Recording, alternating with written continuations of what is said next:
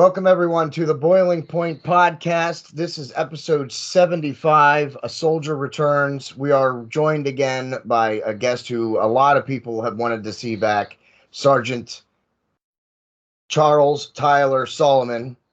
He is now finished with his service.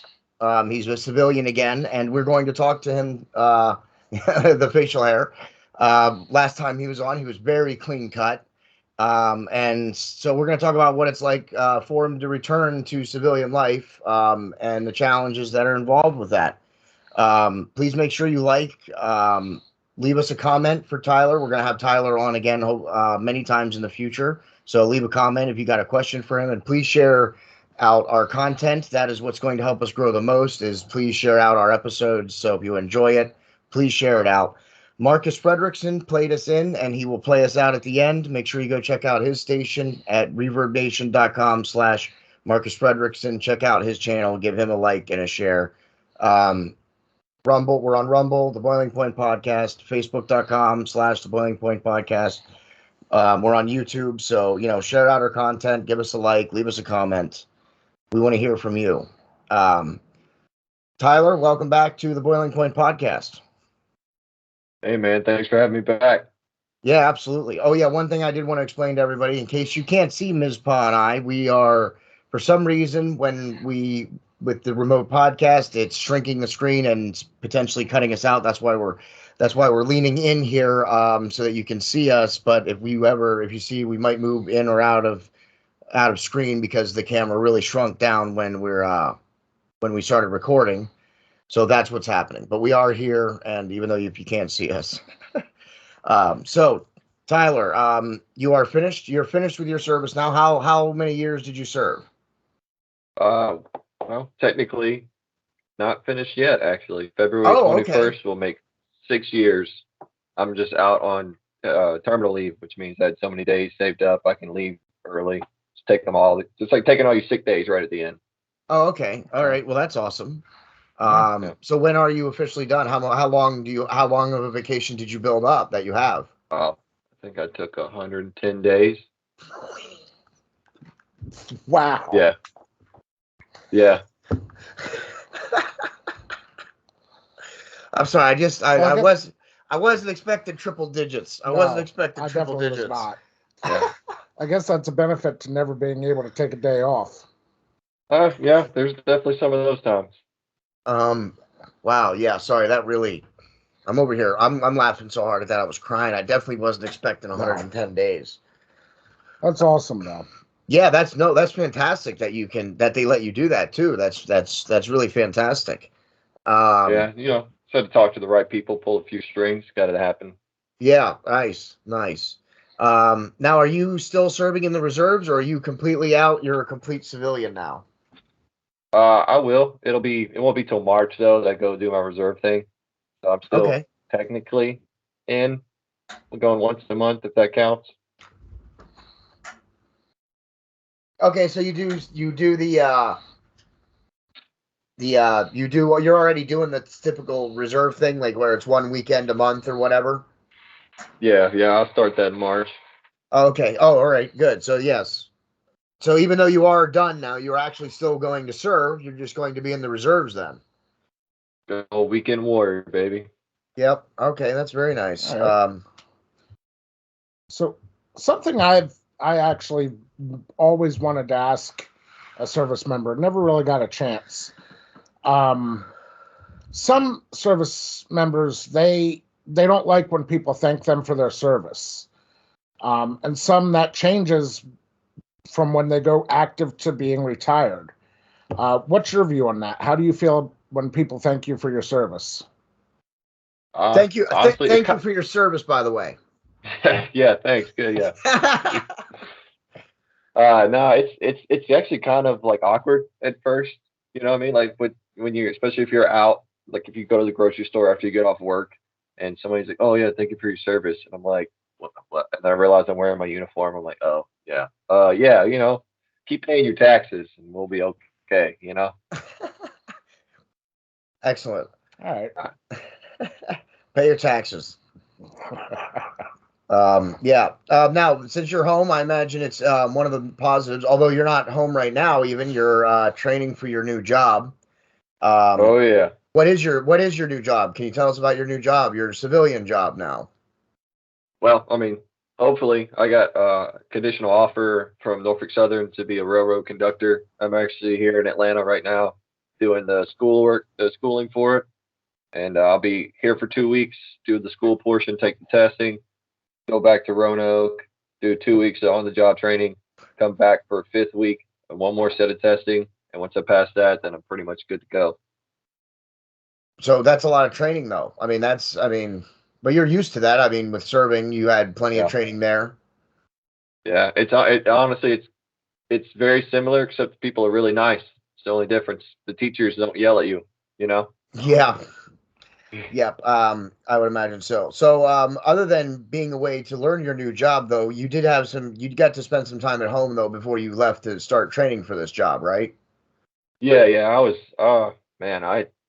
pretty much at home for the past since November because, once you're in the process of getting out, you just go do paperwork stuff and you might work a half day, get some papers signed, and then come home. So yeah, I've been off for a while, spending time with the family. Yeah, that's exactly what I was getting to there. That's got to be one of the great things about your service being over is being able to see your family regularly. Yeah, I guess with this new conductor job though, I'll be in and out the house again, so not much changed. Yeah, yeah, that's unfortunate. But how long you're not going to be gone for like months though at a time like you were when you were serving Oh in the no, military though, right? no, it might be. I mean, it might be a day or two here. It might be. I might for a whole month. I might be home every night. It's a little different. It depends on if I'm going through freight, which means that I'd be going on longer trips, staying the night, but somewhere else, and then coming back the next day. It just depends. We lost you a little bit there at the end. Oh, okay.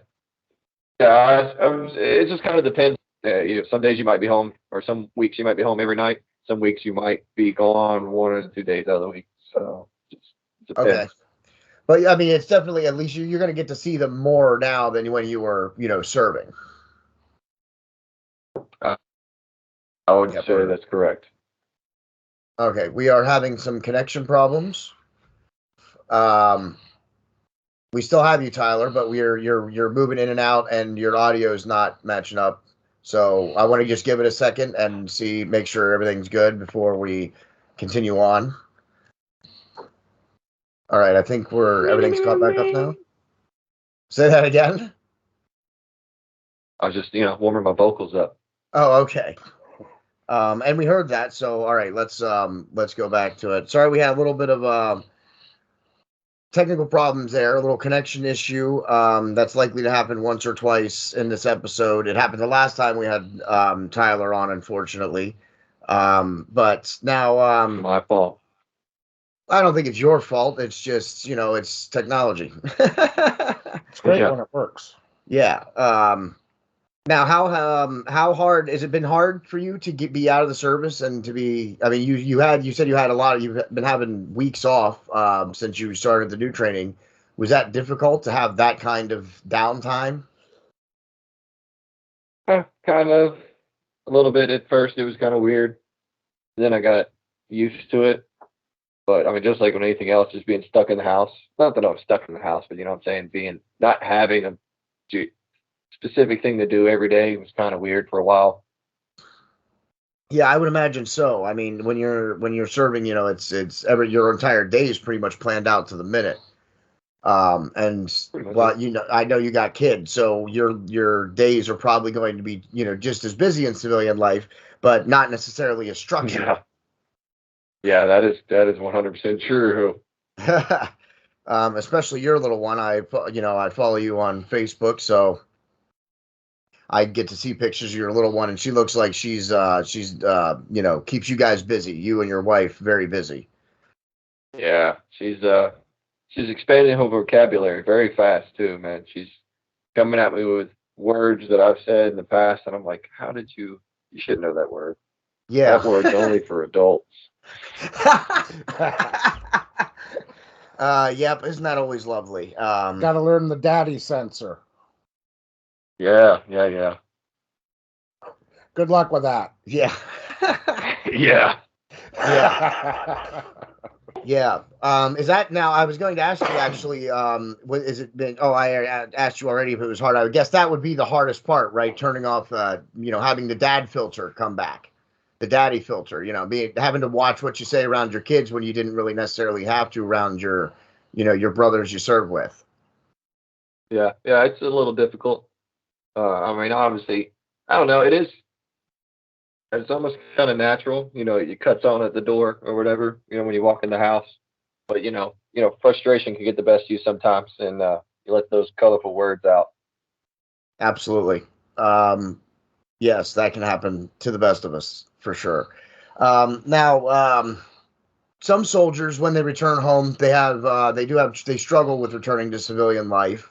Now there are resources available, I believe, but have you had any trouble with returning to civilian life from serving? I wouldn't say so. Just the VA. VA is they're super quick about everything. Get everything done in a super timely manner. So that's nice. Okay, that's interesting. That's contrary to what you would hear from in some outlets. Yeah. Oh yeah, because everybody else is lying, and I only tell the truth. Okay, well, I mean I feel the same way. I mean that's what I feel about CNN. They're lying and I'm telling the truth. Yeah. So we're together on that one. Yeah, no, That's good that the they're. VA is a headache, man. That's good that they're not that they, you were quick to get any services that you need. Now you also served during a Mizpah put this on the outline, and I think it's a very good question and a very interesting question, because you served during an administration change. President Trump was president, when he was president, and you were serving, and then President Biden took over in 2020. Did you see it? Was there any kind of shift in policy or resources or anything like that when the new administration takes over? How does that work with the military? So this was actually really funny. I was there for two uh, administration changes. I was there for Obama, and then Trump Oh, came in, and obviously all of Trump, and then now with Biden coming back, I was Okay. there for all of that. okay. So you And got to see a lot of administration change. yeah, yes, I did.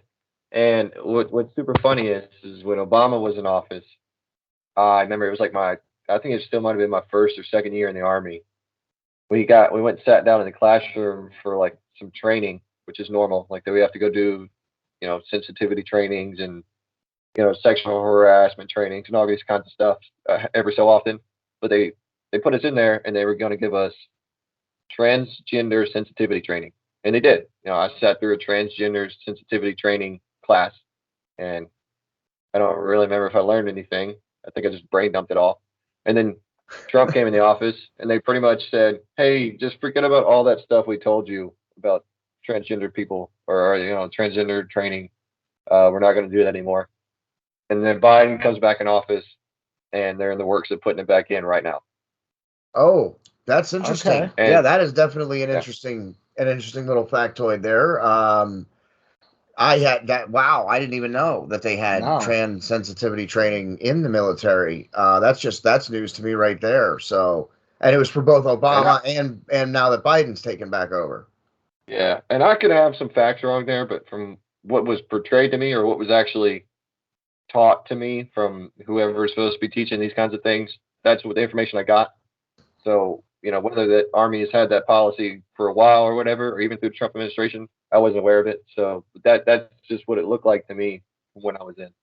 Yeah, well, I mean, it's good though to hear from someone who's at your level. You guys are the ones that do a lot of the stuff and serve on the ground, and it's interesting to hear how it that a change in administration can affect the armed services so much. I mean, uh, some people may not consider transgender training to be a big thing, but I mean, I think that would be something that would be very.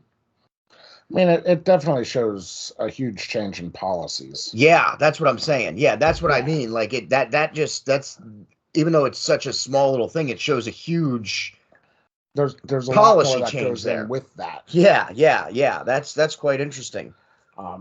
Was there any kind of change as far as like available resources for you during the changes, or any kind of thing, like maybe some things that were available that were no longer available, or vice versa? You mean like physical resources, like paper, pens, like that kind of Yeah, thing, things or like that.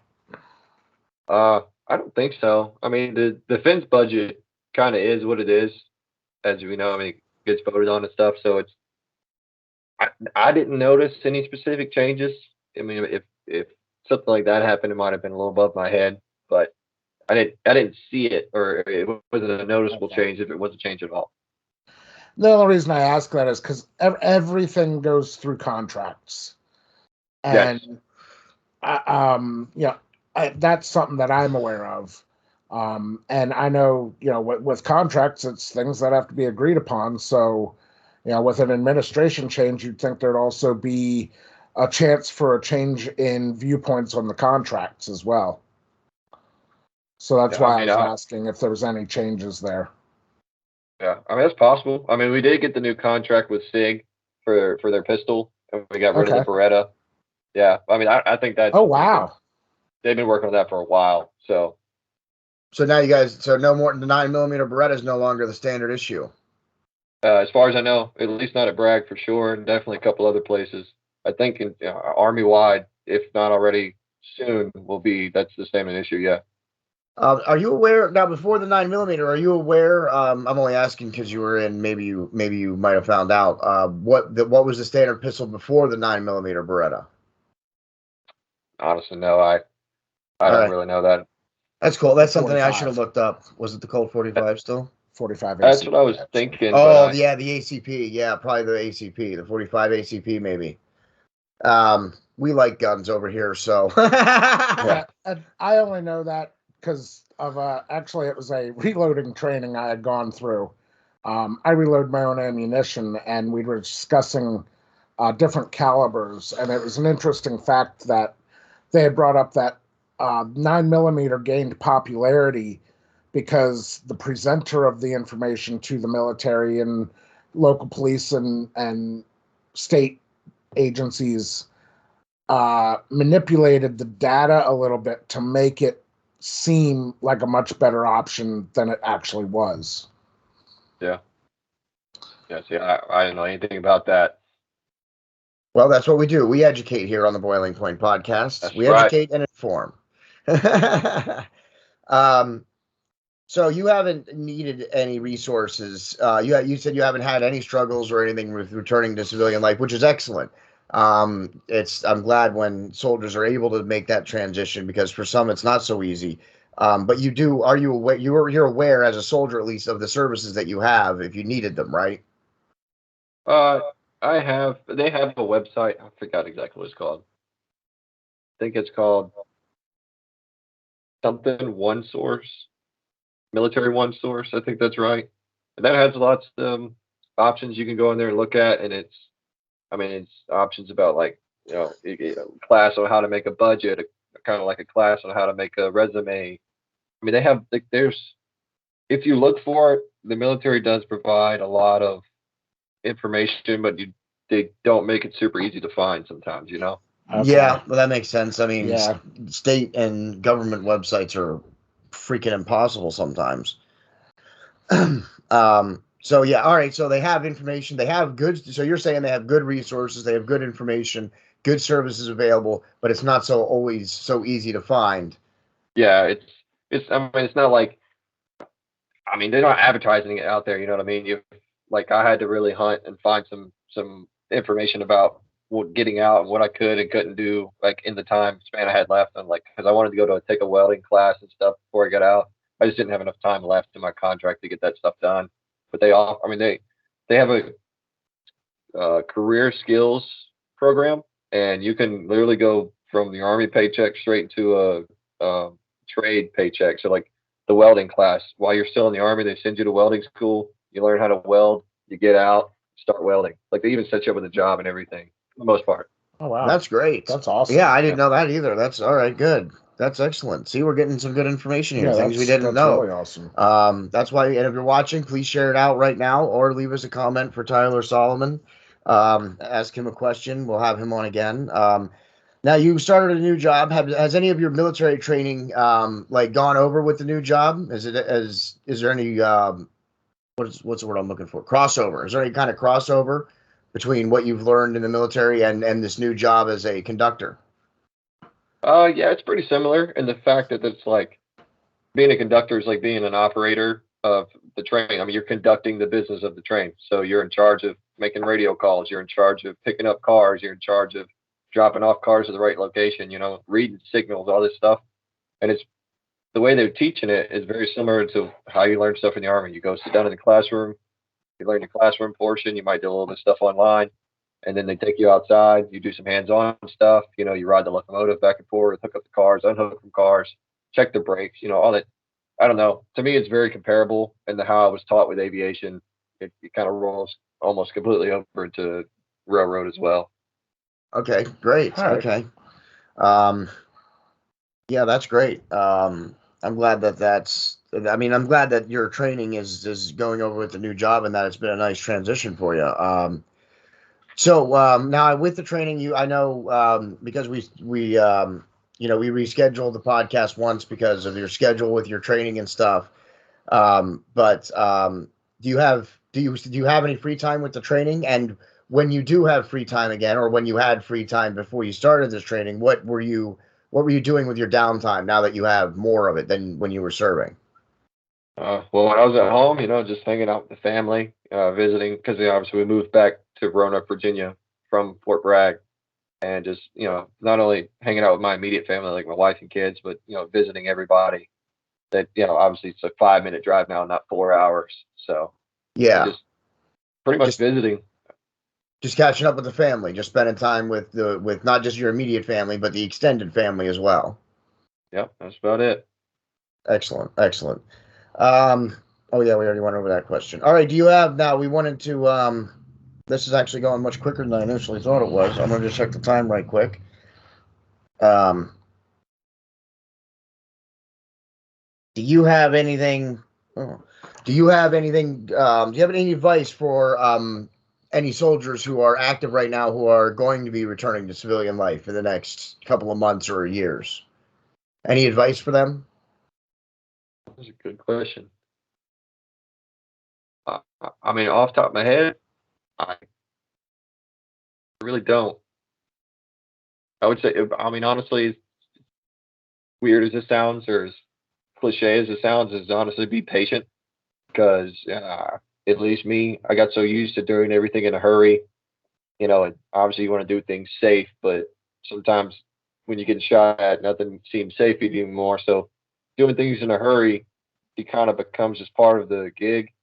And I noticed that was probably my biggest change was when I'm getting out, even with this job and other things that I've been doing, people just move a lot slower on the civilian side.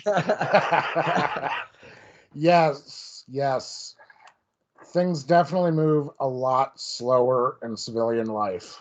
Yeah, well, I mean, we're not under gunfire. That's exactly. like he was just saying. I mean, when you're under gunfire, anything you do fast is going to be safer than taking the gunfire. So, yeah, that's great. Yeah, that's funny, and that's good advice, I think, too. And we also don't have to, go scrub the latrine if we decide to take our time doing an order, too. Yeah. Now, we're going to, before we get ready to wrap it up, I wanted to talk about some charities. We looked up a few charities, and I'm familiar with the Wounded Warrior Project, so feel free, donate to some of these charities. They help with soldiers who are returning to civilian life, with many different things. Okay, so the Wounded Warrior Project, the Fisher House Foundation, Canines for Warriors, those are just a few that me and Mizpah are familiar with. So we wanted to mention them. There's links in the description to the video. So donate to them. They do a lot of good. Our guest, Tyler, has not needed help from any of these charities, which is excellent. He's been able to make the transition back to civilian life, which is excellent. Not every soldier can do that. Most soldiers can, but not every soldier can, which is why I wanted to talk to Tyler about how he was doing with returning to civilian life. Because even though he's doing good with it, which is excellent, some soldiers aren't, and I wanted to make sure we had a good episode and a place to share some charities in case there are people that want to donate. And with these charities, if I might add something here. Yeah, absolutely. Do your research on who you decide to just give your money to, because some of these nonprofits somehow seem to make a lot of money. And I'm not saying they're all bad. Even the ones that are bad have still done some good. And then maybe they started out for the better. But some of these nonprofits, I'm not going to mention any specific ones because I don't have any facts to back it up right now. Their money doesn't always go to a wounded warrior or whatever. Sometimes it just goes to somebody's pocket. So that's not to discourage anybody from donating. Yeah. But I would just say, make sure you're doing your research, finding out where the money's going, who the founder is, look up some stuff about them. Yes, absolutely. I mean, really, if you're going to donate to any charity, that's great advice for anybody that's going to donate to any charity. You should do some research, look into that nonprofit, make sure they're spending the money the way it's supposed to be. Pardon me. The way it was supposed to be spent, and not just ending up in someone's pocket. So I think that's great advice for no matter what charity you're donating to. You should do your due diligence before you give away your money. Absolutely. And it's not real hard to find that information because nonprofits legally have to disclose what percentage of that money goes to where. Yes. Yes, absolutely. So it may take a little bit of digging because, the internet's vast and huge and finding the right information is not always easy, but it is out there. So look for it. Do your due diligence. Make sure you check it out before you donate to any charity, including the ones I listed. Make sure you do your own homework. As I've always said on the Boiling Point podcast, don't just take my word for it. Go do your own research and look it up yourself. Absolutely do not have to take my word for anything. Please go look it up yourself. And if I'm wrong, I'm not above saying, hey, I was wrong. Someone corrected me, and I've even done it on podcasts before. Someone's corrected me when I've made a mistake. I'm not perfect. I make mistakes. Yeah, exactly. I make mistakes. We all make mistakes, and I'm not above saying when I've made a mistake. So if you do your own homework, do your own due diligence, do your own research before you give away any of your money, especially in today's economy. Tyler, do you have anything else that you would like to talk about? And we can talk about anything, the presidency or a TV show or whatever you'd like. Oh yeah, just me. I just want to talk about me all the time. Just you all the time? Excellent. Yeah. That's why we love to have you on. Yeah. We like to have people on who like to talk about themselves. That's the whole point of having guests on, is to hear them talk and hear them talk about themselves. I mean, I know you were just playing, you were just being funny just then, but I mean, it's true. It is true though. I mean, that's why we have guests on, to hear about what they're doing or what's going on or what project they're working on. So, or they're even just their opinions on things. Yeah. Yeah, absolutely. Sometimes that's what I'm saying. If just your opinion on things, what do you whatever you would want to talk about. Do you have anything? If not, it's okay. We can just, wrap it up, and it's not a problem. I just wanted to give you an open forum. If you had any other topic you'd like to discuss, I'd be happy to discuss it. What really grinds my gears? Yeah, absolutely. All right, I'm about to get real deep, so just follow me. I buy a car. I either paid for the car, finance it, whatever. I paid sales tax on the car. And in Virginia, I then pay property tax on the car. Then I pay a registration fee. And then I pay an annual registration fee and property taxes. And I got to pay for a state inspection every year. Why? Yeah. Why do I have to pay so much money to own one vehicle? I don't. You know what they say about the only two things in life that are sure, right? Death and taxes. That's right. Yeah, no, you're not wrong about that, though. I mean, in this country, we tax the same dollar pretty multiple frequently. Yeah, times. with frequency. Some states more than others. Yes, absolutely. Virginia and Pennsylvania are both notorious for taxing a dollar as many times as they, possibly can. Of course, they're behind New York and California, of course. It's actually funny he mentions that, because I had just seen a report somewhere that on average, your dollar is taxed 7 times before it makes it to your pocket. Yeah, it's that is absolutely ridiculous. Yeah, there is a tax problem in this country. We tax the same dollar far too many times. I would agree with that. On the other hand, though, the one thing that I am definitely which they've tried to do before is the Democrats want to add capital gains tax. Oh, do we lose Tyler? I think I'm back. I'm back. Okay. Yeah, sorry. Phone call. No, it's all good, dude. The Democrats want to tax capital gain, what you make in the stock market, even for people like you and me, who invest just regular amounts, like, mortal amounts of money, not hundreds of thousands or millions of dollars. And they want to get rid of your Roth IRA. Say that again. They want to get rid of the Roth IRA so they can tax your money, as opposed to they want to tax it all at one time. I think I got this wrong. They want to get rid of the Roth IRA so they can tax you more, but I can't remember if you pay taxes up front with your Roth or when you pull it out. Well, right now the way it is that you pay taxes on it. Like I use Robinhood as my trading app, and I don't get taxed on anything unless I pull that money out. Once I pull that money out of the Robinhood account, that's when it can be taxed. Yes. But they want to do it. They want to do it on just the gains, not just when you pull the money out. When you make a trade that you gained money, they want it taxed right then, right there. Huh. That's what they want. That's what I'm talking about. We already do pay taxes on capital gains, but they want it taxed at the moment it happens, not when you pull your money out of an account. They think it's a loophole. And technically, I mean, realistically, let's be truthful, it kind of is. I have a Robinhood ATM card. I can go use it, but I don't know how that works with transferring it back to my account. It probably is all the same, and that's when it would get, taxed at that point as soon as you pull it out. But yeah, we wouldn't need this many taxes if we didn't send $1 million+ to Iranian gender studies.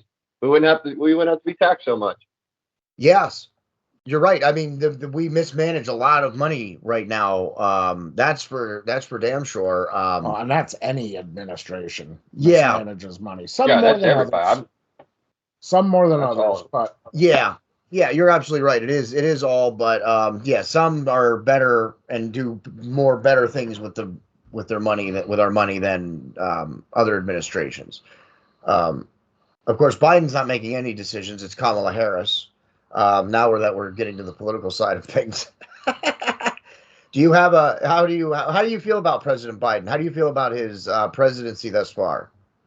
I'm going back in the rabbit hole. He's not even real. Okay. He's just a nice clone they made up. I think he's in a sunroom somewhere, sitting in the wheelchair, taking a drooly nap with a blanket in his lap. That's not him, man. I love that. He's not real. That's perfect. Oh man, I'm using that. That's a t-shirt. I'm going to get a picture of Joe Biden on a t-shirt and says he's not real with a exclamation point at the end of it. That's perfect. Yeah, that's great. I love that. So needless to say, I guess do you affiliate with a party, or are you just an independent who can, talk shit on everybody? Yeah, that's about right. Because it's left, right, blue, red, Democrat, Republican, it's all a waste of time. Labels are stupid. It's either you're for the people, you're against the people, and that is it. I couldn't agree more. It just so happens that sentiment does align with the Republican side right now. So, just pointing that out. I think this in these we got the midterms coming up here in 2022. I think there's going to be a red wave happening in the midterms because it's a pretty big midterms that are happening coming up this year. We'll have to have you on now that you're out and you can actually talk about some of this political stuff. I'm going to be doing episodes on certain races around the country. So if you want, I could always have you on one of those episodes. You can join me for one of those. We can talk about a race somewhere, maybe one in Virginia even. Yeah, I'd be okay with that. I'm at the point now, man. Whether I get in trouble or not, I just don't care. I'm fed up. I'm gonna tell you how I feel. That's the end of it. Get me in trouble. I'm done. I'm gonna take care of me and mine. And that'll be the end of it. That's excellent, and I'm happy to have a platform, a channel to allow you to for someone like you to speak his mind. Serving in the military and your history and everything. I think your opinion holds weight, and you're obviously very smart. So I think your opinion holds weight, and that's why I like to have you on, because you talk good stuff, and people need to hear the kind of things that you're saying and that we say on the Boiling Point podcast. We need more people saying those things. So it's great to have you on. I'm glad you were able to take the time in your middle of your engineer training to come on my small podcast again. But it is growing. So please comment, leave us a question for Sergeant Tyler Solomon. If you would like to ask him a question, we can do a Q&A episode. Share out this episode if you enjoyed this episode. I know I got a lot of people that asked me about when you were coming back, man. Believe it or not, actually. When I say a lot, I mean like 5. But that's more than that's a lot. That's more than with most guests, is what I'm saying. More people asked me about when you were coming back than you and Uncle Mark are the people that people have asked the most about. I can't call him Uncle Mark. Yeah. So, I'm glad to have you on. I'm glad you're going to be more free to talk about more things now. So we'll definitely start having you on with hopefully some more frequency, as long as your schedule permits. Again, share it out. That's what's going to help us the most. That's going to help us grow the Boiling Point podcast. Share out our episodes. Please do that. If you would like to support us further than that, go to our storefront at bonfire.com/store/The Boiling Point Podcast. Pick yourself out a t-shirt, a sweatshirt, a long sleeve, a hoodie. We have a grocery tote, a coffee mug. I'm wearing, you absolutely can't see it because you can barely see my face, the American Cross design. Get that on a t-shirt. It's on the grocery tote. I can't remember if I put it on the coffee mug yet or not. Mizpah was not planning on being on this podcast when the day started, so he's not wearing his special shirt, but the blue metallic, the Boiling Point Podcast logo, that's limited time only available until Easter. Get it now before it's gone, and I'll do it. From my history of my storefront, I'll do it. I will take a design off the storefront. Don't play. It's going away. If you don't get it by March, it's gone. I tell you what, it's a really good quality shirt too. Yes, the items, the shirts, the clothing from my storefront is very good quality. It is very good quality. I'm not just bullshitting you. It's not just stick on decals. Go and pick something up. It's a good quality. You're going to enjoy it. Marcus Frederiksen is going to play us out. Our special guest, Sergeant Charles Tyler Solomon. Thank you so much, sir, for your service, and thank you so much for being on the podcast. I'm looking forward to having you on again now that you're free to talk about a lot more things. Yeah, just remember, guys, Fauci lied and people died. That's it. I love it. See, that's what I'm saying. He even claims himself an independent, but he says, exactly what's going on. That's perfect. See, I unfortunately am not allowed to have an opinion on the matter. He works. Can I tell him? I work for the government. He works for the state of Pennsylvania.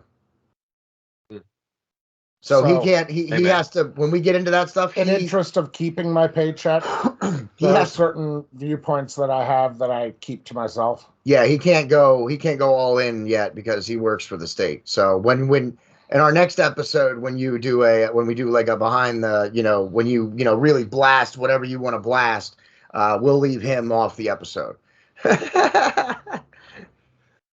All right. Tyler Solomon, thanks for being on the podcast. Mizpah was my co-host.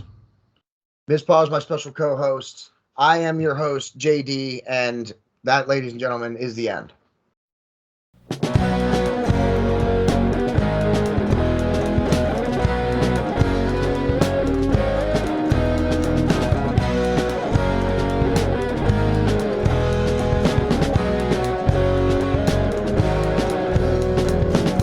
I'm not around, have you found? I'm always on you.